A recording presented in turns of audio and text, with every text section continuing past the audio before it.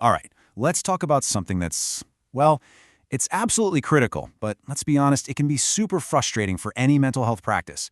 I'm talking about insurance reimbursement. The landscape for 2026 is this wild mix of recovering rates, brand new billing rules, and a huge shift in how payers even think about value. And look, getting this right, it's not just about dotting your I's and crossing your T's on paperwork. This is about the lifeblood of your practice, its financial health, and its future. So, let me ask you something right off the bat. For the exact same 60-minute therapy session, same CPT code, same great work you're doing, one practice is pulling in $210. Another one? They're only getting $120. That's a $90 difference for every single hour. Now let that sink in for a second. For just one full-time therapist, that gap can blow up to over $180,000 a year. So why? Why does this huge gap even exist?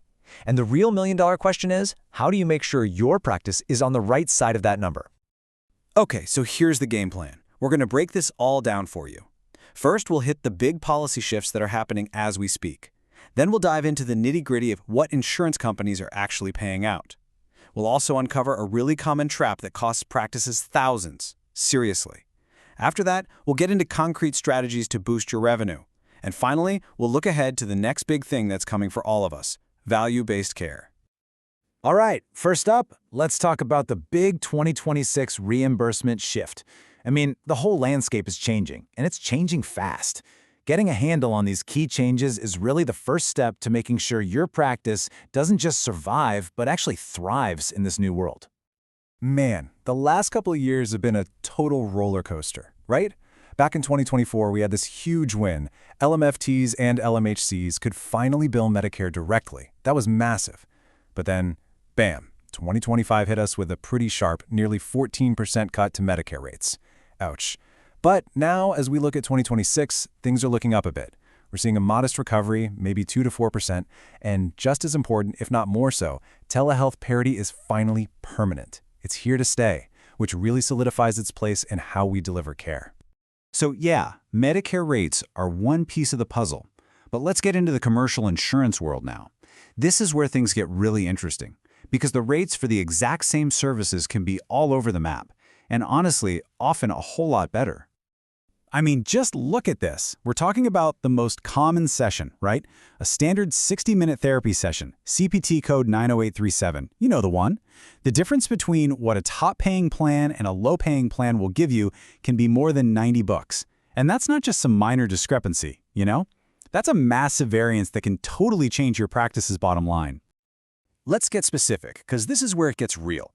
You've got a top-tier plan, like Blue Cross Blue Shield of Illinois, and they're paying out somewhere between $180 and $210 for that one session. Now compare that to a big national payer, like United Healthcare. They're way down on the other end of the spectrum. Seeing it like this really hits home, doesn't it?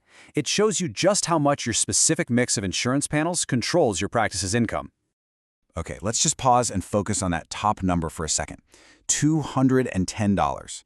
Wow, this is what's actually possible out there. That's the kind of revenue you could be making for a single hour of your expertise, as long as you play your cards right, get a network with the best payers and negotiate well. And then there's the other end of the spectrum, $120. This is from a payer like Magellan, and it's for the same amazing, high-quality care delivered by the same talented therapist. It's a $90 chasm for the exact same work. It's just wild. So this table gives you a bigger picture of the market. You can really see the tiers, can't you? You've got your top players up here, like the regional Blue Cross Blue Shield plans and Premera. Then you've got the mid-range guys, the national carriers. And then you drift down to the lower-paying networks. So the big question you should be asking yourself right now is, okay, where do my contracts actually fall on this list? Okay, so we've established that payers pay differently. But there's another layer to this whole thing. It's the mechanics of how you actually get paid. And this, my friends, is where so many practices, without even realizing it, fall into what I call the underpayment trap. This is especially true when you're dealing with big federal payers like Medicare. Let's just walk through a real-world example with Medicare so you can see what I mean. For that 60-minute session, Medicare sets what it calls the allowed amount, basically what it thinks the service is worth, at about $154. But hold on, that's not what they send you. Medicare only pays 80% of that, so you get a check for about $123. The other 20%, that $31 or so, that's on the patient. But here's the kicker. If your standard rate is, say, $200, you have to write off that difference. You can't go after the patient for it. That's the contractual adjustment. And if you're not tracking this stuff perfectly, it can cause a ton of financial confusion. Okay, so we've talked a lot about the challenges, right? Enough of the bad news, let's pivot and talk about the solutions. Let's get into some real, actionable steps you can take to cut through all this complexity and actually maximize your practice's revenue. Think of this as your revenue-boosting game plan. First things first, you got a benchmark. You need to know exactly how your rates stack up against the market data we just looked at. Once you know that, you can start prioritizing getting in-network with those top-tier payers. And when you sit down to negotiate, you leverage everything, your credentials, your specializations, and more, your patient outcome data. But honestly, for just day-to-day success, nothing, and I mean nothing, is more important than these last two. Precise, by-the-book billing, and systematically tracking every single denial and underpayment. And speaking of precise billing, we absolutely have to talk about compliance. Look, when the financial pressure is on, it can be tempting to do something called upcoding. Billing for a 60-minute session when it was really only 50 minutes. It might seem like a tiny tweak, but trust me, it's a major compliance risk. It's the kind of thing that gets you audited and can force you to pay back a ton of money. The rule here is super simple. Bill for the time you spent and the service you provided. Period. Now you might be thinking, how am I supposed to track all this? And if you're trying to do it with spreadsheets, well, that's just a recipe for burnout and mistakes. This is exactly where technology becomes your best friend. A modern EHR that's actually built for behavioral health can automate this whole thing. It can remember all your different contracted rates, automatically flag an underpayment if it's even $1 short, and manage your authorizations so you're not losing money on a technicality.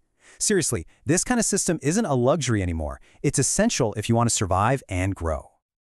Okay, so everything we've talked about up to this point, tracking your rates, billing precisely, and especially collecting that outcome data, it's all been leading up to this. It's all preparing you for the single biggest shift coming our way, the move away from paying for how much you do and toward paying for how well you do it.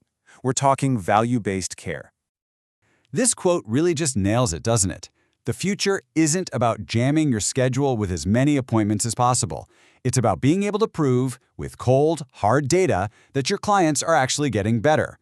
Payers are literally building new financial models designed to reward providers who can demonstrate that what they do works. And hey, this isn't some fuzzy, far-off idea. This has a direct impact on your wallet.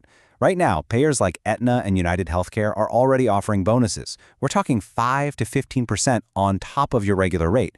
And how do you get it? By consistently tracking standardized measures like the PHQ-9 or GAD-7 and showing that over time your client scores are improving. It's a direct financial reward for doing what you already do, providing amazing, high-quality care. So, we're going to end with this question for you to think about. The world of mental health reimbursement is obviously getting more complex, more data-driven. The old way of just passively accepting whatever rates an insurance company offers you, that's just not going to cut it anymore.